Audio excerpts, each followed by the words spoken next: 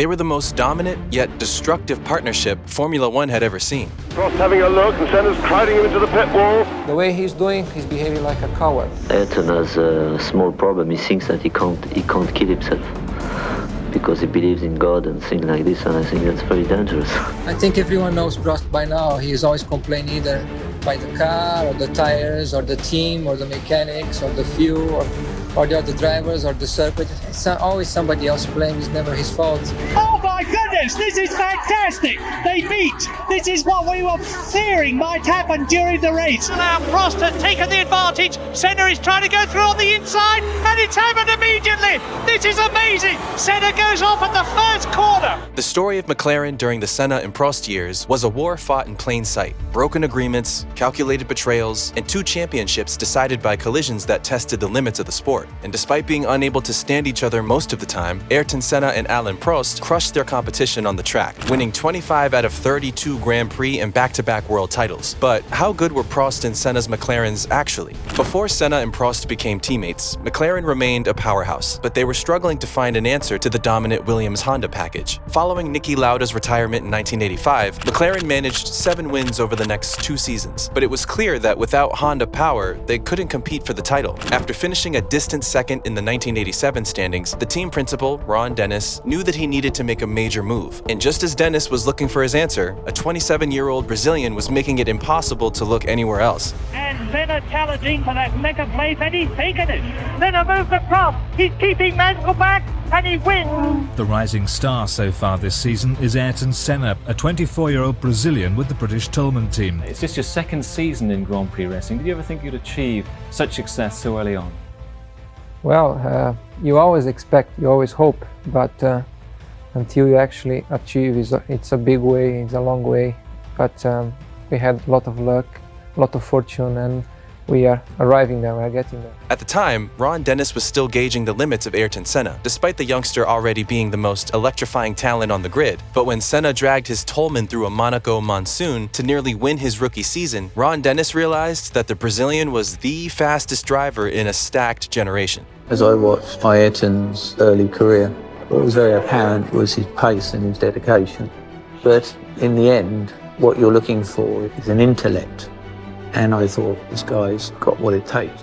With the seat vacant, Dennis made his move. He replaced the steady Stefan Johansson with the most determined and gifted talent on the grid, completing the puzzle for the 1988 season. We're very confident that we have the best 2 drivers in the world. If we're not consistently in the winning circle next year, then we certainly won't be able to put the blame at the drivers. With Senna signed, Dennis had exactly what he needed to lure Honda away from Williams, whose relationship with the manufacturer had quietly turned cold. Ron Dennis now had 2 of the most gifted and irreconcilable minds in racing under one roof, and Honda couldn't say no. The McLaren driver lineup is the strongest of all, with Ayrton Senna joining the brilliant Alain Prost. And with the power and reliability of Honda turbocharged engines behind them, the McLaren men are going to be very hard to beat. Prost had already won 2 world championships at McLaren. He ran the team the way he ran his races, quietly, deliberately, with every variable controlled. He didn't beat you with raw speed. He beat you by making fewer mistakes than you could afford. You don't seem to make many mistakes, and that's what's making you one of the great drivers of all time in Formula One. Is that your concentration so much better than everyone else's, or what do you attribute to that? It's possible. I did many mistakes when I started Formula One, and that's called experience. You know, if you do some mistakes, you try to never do it again. Senna was something different entirely. He didn't approach racing as a technical exercise. He approached it as something closer to religion. His engineers couldn't always explain what he was doing. He couldn't always explain it either. Where Prost treated a championship as a problem to be solved, Senna treated it as the only acceptable outcome, whatever the cost. All right, Senna's lead now has increased to 22.637 seconds. It is a comfortable lead. Now, wild cars, as Jerry Gappens reported earlier, are not planning on making pit stops. It's interesting that Senna right now could almost survive one. His lead has grown to be that large. But even though their dominance looked perfect on the timesheets, in reality, things weren't so smooth. Clearly, Ayrton was no ordinary teammate. As the 1988 season progressed, Senna's driving style emerged as a direct challenge to the professor's approach. He operated with an intensity that left no margin for error, refusing to yield where others found their limits. Prost called Senna dangerous, saying his teammates' tactics were outside the norms of professional competition. Ayrton has a small problem. He thinks that he can't kill himself because he believes in God and things like this, and I think that's very dangerous.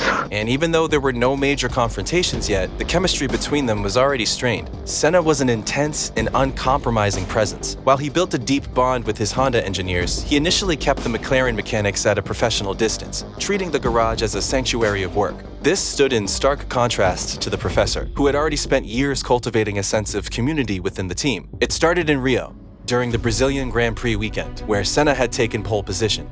Pole position on the grid, Ayrton Senna. And in the warm-up today, and the warm-up is the final half hour of practice when you see cars in actual race condition for the first time, Senna was also fastest. In the debrief that followed, Prost sat with his engineers and worked through the data methodically. Sector times, braking points, and tire degradation. Senna barely engaged with the process. He had already found something in the car that the telemetry couldn't fully explain, and he had no interest in explaining it to anyone, including the team. When Prost later asked through an engineer whether Senna's setup changes could be shared, the answer came back. Ayrton preferred to keep his settings separate. It wasn't against the rules, but at McLaren, where Prost had spent 6 years building a culture of technical openness, it was noticed. The seeds of division were being sown. But here's what made it strange. For a short stretch in the spring of 1988, the partnership genuinely worked. The professor welcomed Senna to the team. After Senna won in San Marino, Prost told journalists that his teammate had been in a different class that weekend.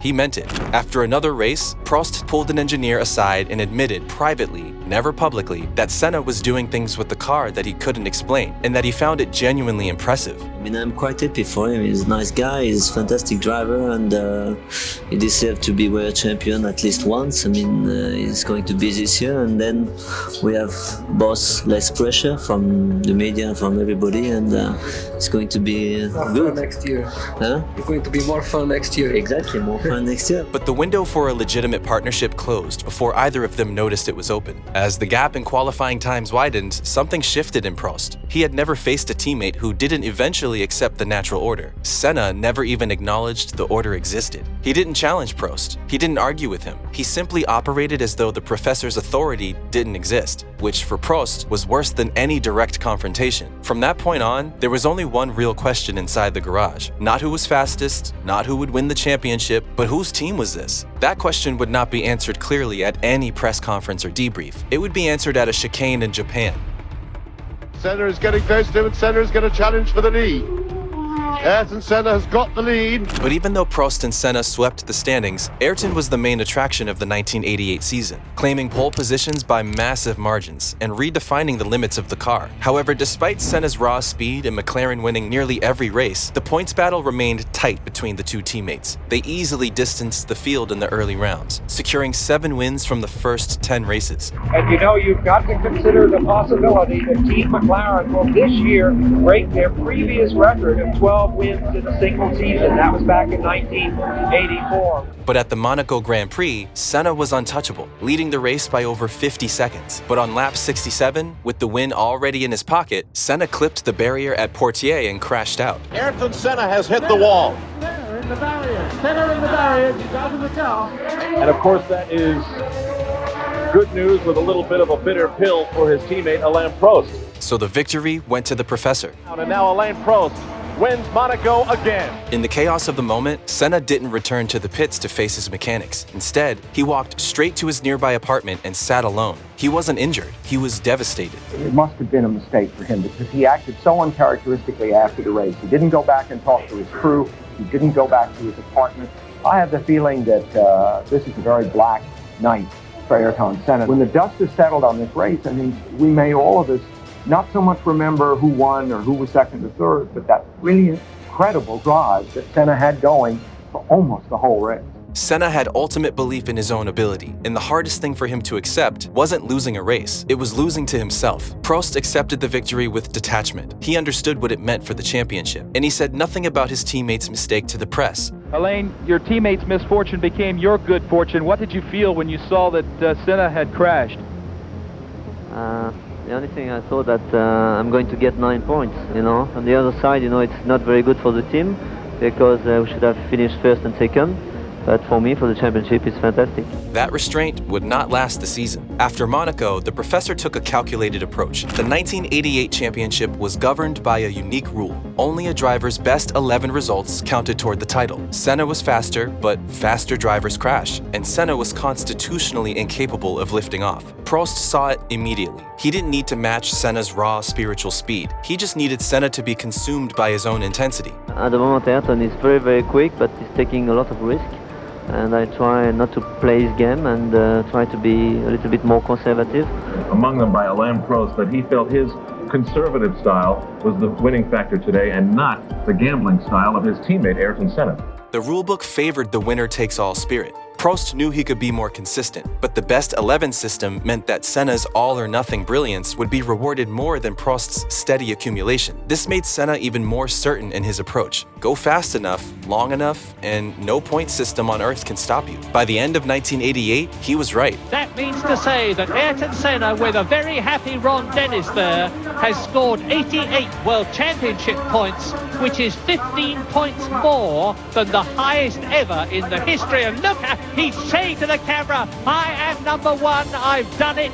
He's very happy indeed. Yet another record for McLaren. But the distrust they shared for each other was only growing more fierce, and no points tally could measure it. In the off-season, Senna pushed his physical preparation further than ever, returning leaner and more focused. McLaren, meanwhile, had developed the MP45 around a new Honda V10, a significant upgrade in both power and reliability. The team arrived in 1989 knowing that the machinery was no longer the question. The only question was whether the two men inside it could coexist, and they could not really. Prost won the opening round in Brazil, but Senna was already setting qualifying benchmarks that nobody else in the field could approach. As the season progressed, Prost grew increasingly convinced that the Honda engineers were giving Senna preferential treatment. Fresher engines, more responsive development, closer technical communication. Whether or not that was true, the professor believed it. By the time the 1989 season arrived in Imola, the McLarens had established dominance. The pairing's performance across those two seasons, 15 wins in 1988 alone, falling just one race short of a flawless campaign, was the most complete in the history of the sport. But none of that mattered now. What happened at San Marino would define everything that came after. Before the race weekend, Ron Dennis had brokered a private agreement between his two drivers. Whoever led into the first corner at the start would not be challenged by the other until they had cleared the opening sequence of turns. It was a sensible arrangement, a way to prevent McLaren from destroying itself at the race's most chaotic moment. Prost, who was the slower starter of the two, had pushed for the agreement specifically because Senna's entry speed into braking zones was something no other driver on the grid could safely match. The pact protected them. After the race was red flagged for Gerhard Berger's terrifying accident, a second start was ordered. Prost got the jump, but Senna powered past him before they reached Tosa, leaving the professor to take second. In Prost's eyes, the agreement had been shattered. Senna, however, would later argue that the deal applied only to the first start, and that the race restart was a blank slate. It was a divergence of interpretation that would end their professional relationship. But when arrived the Imola, and Imola was the key of everything, you know. Ayrton said, but it's Alain overtook me before the first corner. He said, Ayrton, you know, there are 700 million people, you know, looking at the race. How can you say that? You know, it was almost convincing in his head that I overtook him. You know, so we had a strange discussion. That debrief was the moment Ron Dennis lost control of what he'd built. He met with each driver separately. He asked for a commitment to the team above the championship. Both drivers listened, but nothing changed. The cars were still on the front row. McLaren was still winning races, but the thing Dennis had actually constructed, a unified team, had already been replaced by two separate operations that happened to share a garage. By the midsummer, the Cold War went public. At the French Grand Prix, Prost had called a press conference and stated plainly that he saw no future in the partnership, that Senna's conduct on track fell outside the boundaries of professional competition. The professor would be leaving McLaren at the end of the season. Dennis was furious, not because because the assessment was wrong, but because Prost had said it publicly, and now the garage war was front-page news. That is why he has stopped talking to me, and we had a sort of war, which was maybe completely different than the people can think why we had this, but the end of 89 was really a nightmare for me, really a nightmare. The two men had stopped speaking to each other entirely. Mechanics relayed information between them. Engineers held separate briefings. McLaren was winning races and falling apart at the same time. If Imola had broken the garage, the French Grand Prix finished it. Prost felt a loss of confidence in the team's impartiality, specifically his belief that Honda's technical relationship with Senna had moved beyond professional into preferential. At the end of 88, I had a meeting in Switzerland with Mr. Kawamoto, the president of Honda, and I said to him, okay, I've seen a lot of things this year that is not fair.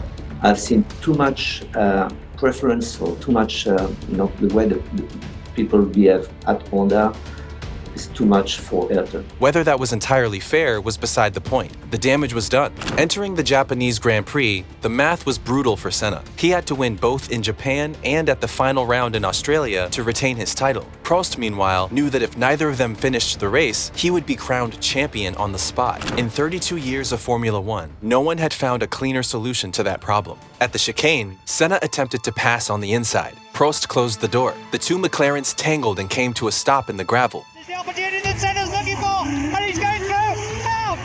Oh my goodness, this is fantastic! They beat!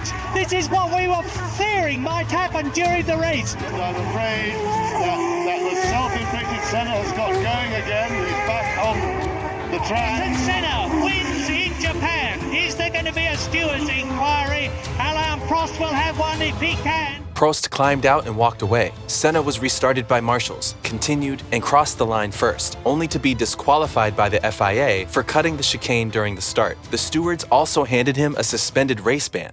La décision rendue par le Collège des commissaires sportifs du Grand Prix du Japon, excluant la voiture numéro 1 et le pilote Ayrton Senna, les résultats de l'épreuve. The championship went to Prost. You're the world champion, Alain? Apparently, yes. I was not 100% sure. I know the regulation, but you never know how it's going to be interpreted. But to be very honest, I'm quite happy to leave because I think it becomes absolutely impossible to work with Ayrton, and that's a good end of championship.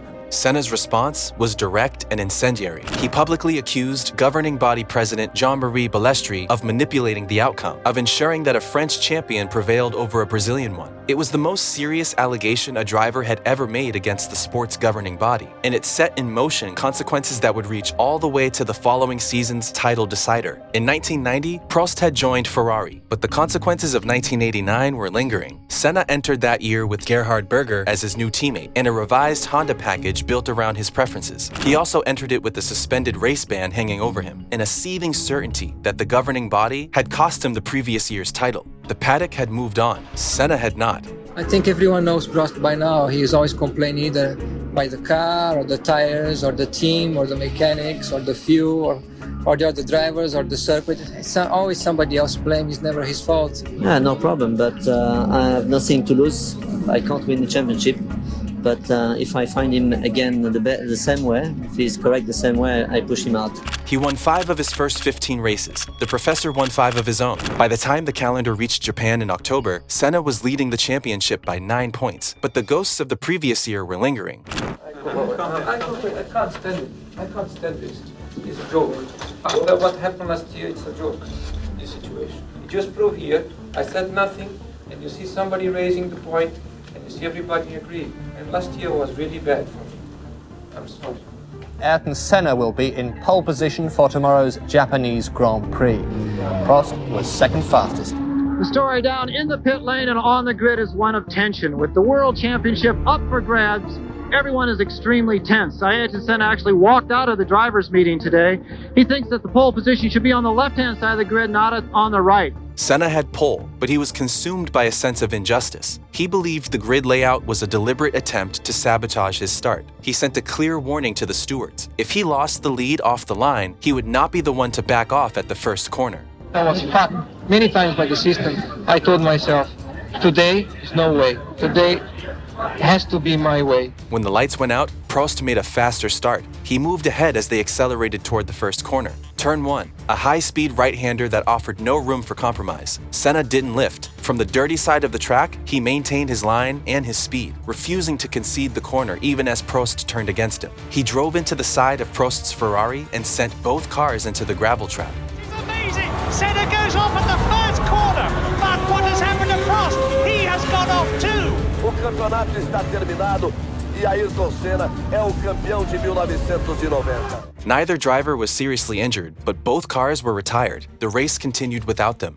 Ayrton Senna was world champion by default. By taking Prost out of the race in the opening seconds of this penultimate round, the title race was over. That's a very sad way for this year's World Championship to finish. How do you feel about being world champion? It's not a bad feeling at all, is it? Congratulations. Prost was clear about what had happened. He said Senna made an entirely deliberate move, that there was no racing incident involved. Do you think that he deliberately crashed into you? Absolutely, 100%. And I can tell you he has done 100% deliberately. That's what I don't accept. If there were only 1% chance, I would say, okay, there is a good, but there is not even 1%. Senna, years later, confirmed it. He had decided before the race that if he could not win the championship clearly, he would not allow Prost to win it at all. For the man who had walked silently to his apartment after Monaco, undone by a momentary lapse of his own, something had changed. The rivalry had consumed him completely, and he had to let it. Prost said what he'd been saying for 2 years, that Senna raced without regards for the limits that kept people alive. He won one more championship at Williams in 1993, and then he retired. For years, the two men didn't speak. There was nothing left to say. But in early 1994, quietly, away from cameras, they had agreed to put it behind them. No press conference, no statement, just two men who had spent years trying to outdo each other, finally deciding it was enough. Senna died at Imola on May 1st, 1994. Prost was a pallbearer at his funeral.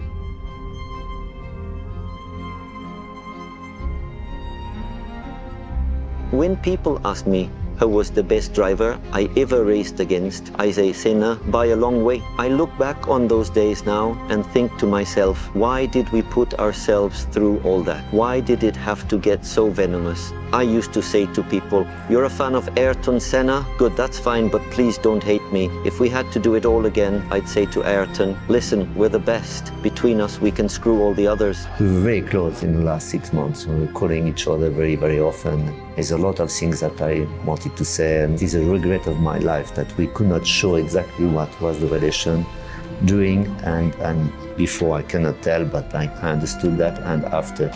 And that's what I miss about Ayrton. 15 wins in a single season, 25 victories out of 32 Grand Prix, back-to-back world titles, the most complete partnership the sport had ever produced, all from a team that never stopped trying to destroy itself.